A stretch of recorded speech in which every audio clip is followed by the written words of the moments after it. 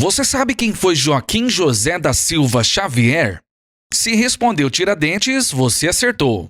Ele viveu entre os anos de 1746 e 1792 e durante a sua vida atuou como dentista, tropeiro, minerador, comerciante, militar e ativista político. Tiradentes pode ser considerado um herói nacional. Lutou pela independência do Brasil num período em que o nosso país sofria o domínio e a exploração de Portugal.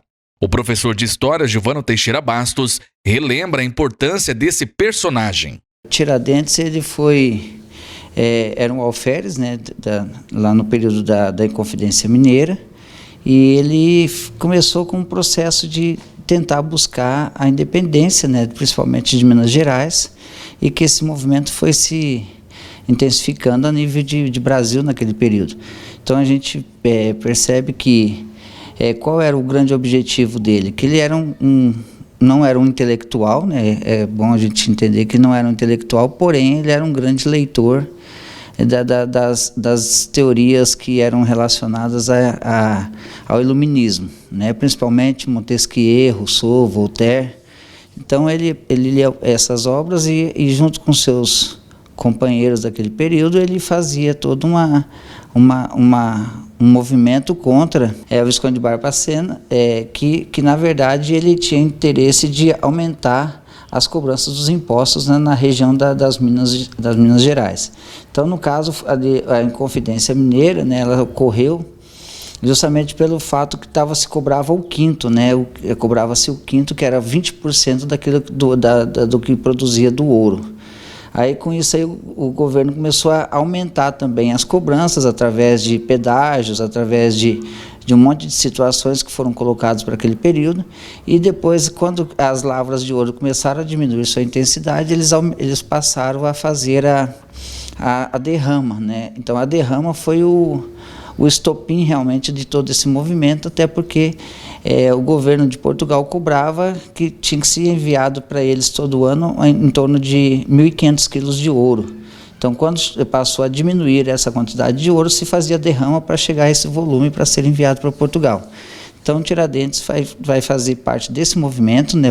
Vai ser o único que vai ser enforcado, né, no dia 21 de abril, até porque foi ele quem assumiu toda a culpa do movimento, né? Os demais foram simplesmente degradados, né? Foram jogados para outros lugares, mas o único que houve mesmo a morte por enforcamento foi Tiradentes.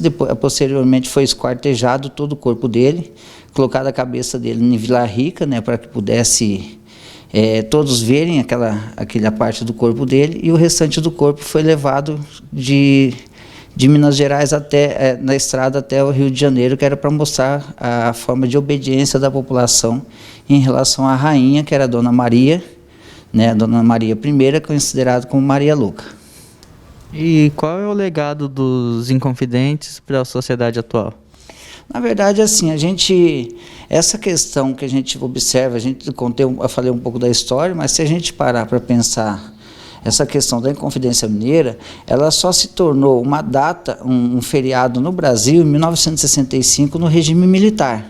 Então, o governo de Castelo Branco determinou o feriado nacional como uma data e colocou o Tiradentes como o mártir da Inconfidência no Brasil, né? Então, ou seja, ele passou a ser um herói. Se a gente pegar a imagem de Tiradentes nos livros ou em qualquer outro lugar, a gente vai perceber a imagem muito próxima à imagem de Jesus Cristo, né? Que eles tentaram martirizar Tiradentes, colocando toda a imagem de barba, aquela coisa mesmo que a gente vê lá do período das imagens que a gente também tem de Cristo dentro da mitificação, do processo de mitificação. Então, é uma data comemorativa para nós no Brasil, porque sempre foi uma data de luta, na verdade, né? Mas a gente tem que entender que é uma data colocada lá pelo regime militar, que também era uma forma de mostrar todo o poder dos governos militares daquele período para o Brasil.